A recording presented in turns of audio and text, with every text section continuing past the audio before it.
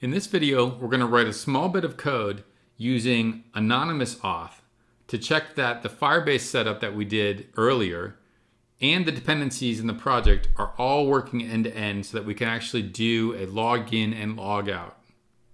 So let's jump over to the code and get started. The first thing you need to do to start utilizing Firebase authentication is move over to your PubSpec YAML. We need to add a couple dependencies in here. So find out where the dependencies section is.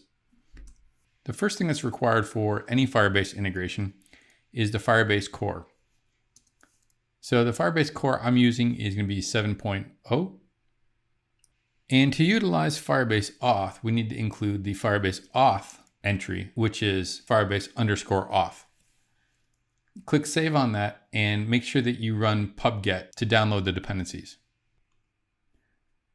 Switching back over to the main.dart file, there's a couple other things we need to do to utilize Firebase in our application.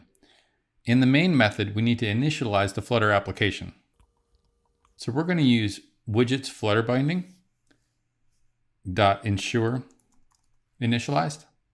So what we want to make sure is initialized is the Firebase app itself.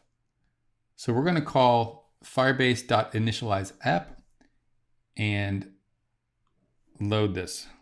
I'm going to click Command period to bring up my quick fix and choose import Firebase core. The next thing I need to do is to resolve this await issue. And that's simply done by adding async to the method signature.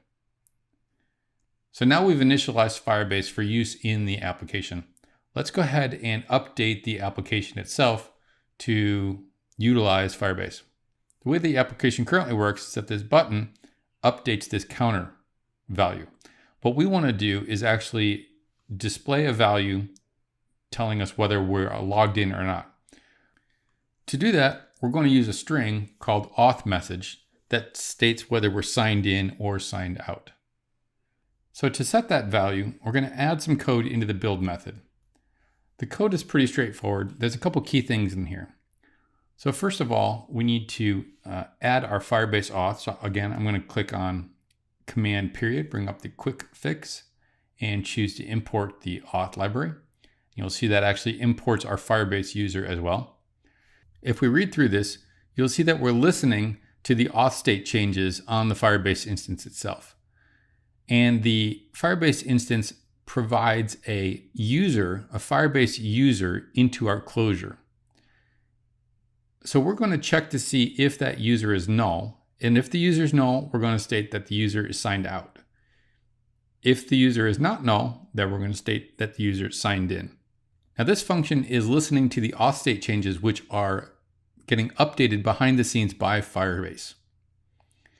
To actually set those values, let's scroll down and add some functionality into this button at the bottom. So we'll go down and find the floating action button. We want to change this into a row. So I'm going to click on this and I'm going to choose Command period. And I'm going to say wrap with row. Now I have a row that can accept multiple buttons. I'm going to just copy this floating action and paste it.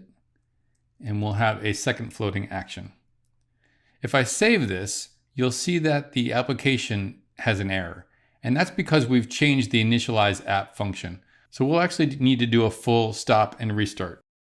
And now that the application's up and running, you can see we have both of our buttons listed at the bottom in the code, and both buttons are showing up in the counter. And both of them are going to change the counter. So now let's change these to sign in and sign out. And the buttons we want for this are sign in, we'll leave it as add, and for sign out, we'll make that remove. Additionally, we want to do a little bit of alignment on here. So let's change this to main access. Main access alignment is end. Okay, we'll hit save and we'll get our sign in and sign out buttons over on the right. The next thing we want to do is change the function on here. So the on press right now is calling the original increment counter button, and we want to change this. Instead of the increment counter function, we're going to use a closure. Inside this closure, we're going to call the Firebase instance itself. we're going to call the Firebase Auth instance, and we're going to call sign in anonymously. Semicolon at the end.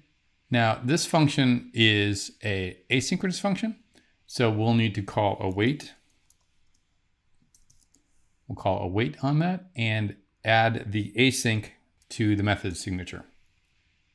And we'll click save and we're good to go. Now we'll go ahead and copy that and simply paste that on the sign out function. We'll overwrite the increment counter. And instead of instance sign in anonymously, we'll just simply call sign out. The last thing we need to do is change this text to actually show the values that are being set. So instead of this string, we'll actually say auth message to display our auth message. You'll see that it says user is currently signed out. If we click the plus button, the user is signed in. If we click the minus button, the user signed out. And that is the end-to-end integration for Firebase Auth using anonymous login.